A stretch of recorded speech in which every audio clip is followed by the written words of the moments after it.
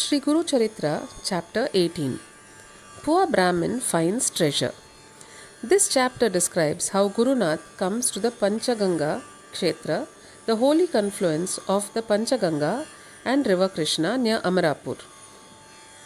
Gurunath relieves the poverty of a Brahmin of Amarapur by making him discover a treasure pot in his own yard.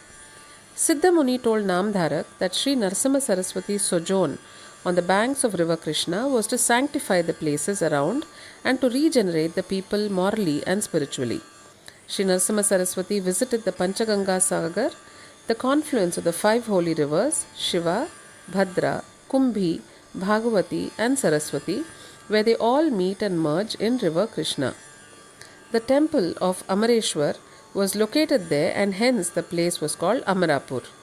Nearby was the Shakti Tirtha where resided 64 Yogini Shaktis serving and worshipping Amareshwara but unseen by others.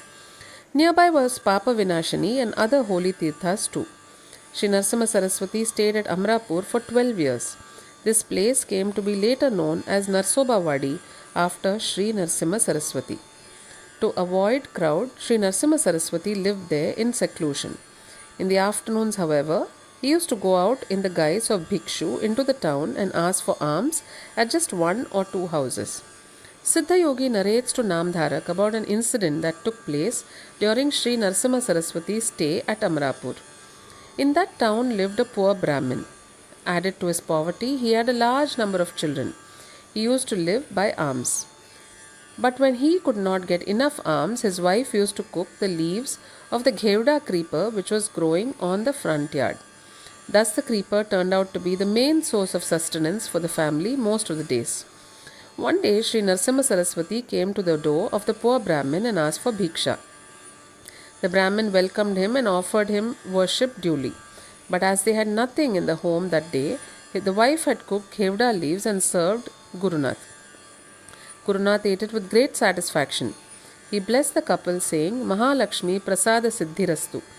May the great goddess of wealth shower her full grace on you. Then he left. But while leaving the house, he did a strange thing. He pulled to the ground the Ghevda creeper and threw it aside. The Brahmin's wife and children were very angry and furious that the stranger ungratefully destroyed the creeper which was their main sustenance. The wife began to weep and the children too, as they all loved and looked after the creeper with great concern and solicitude. They were all worried how they would be able to sustain themselves on the days when the Brahmin would return home without receiving any alms. The Brahmin tried to comfort his wife by saying, God is there to feed and protect if we have but faith in him. Is he not sustaining the frog in the cavity of the stone? How does the mother get milk from her breast to feed the child if it is not the doing of God?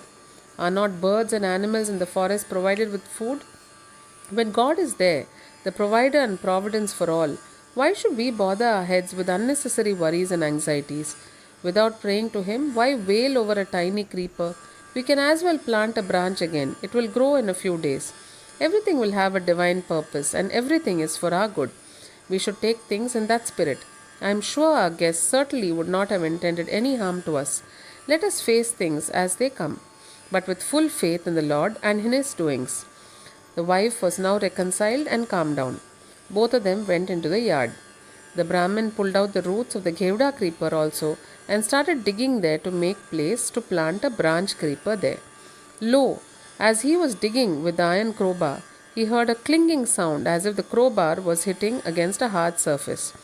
As they dug out and looked in, they found a vessel full of gold coins lying buried there. They took it out and were overjoyed that the guest's blessing, Shri Mahalakshmi Prasada Siddhirastu, turned true so soon.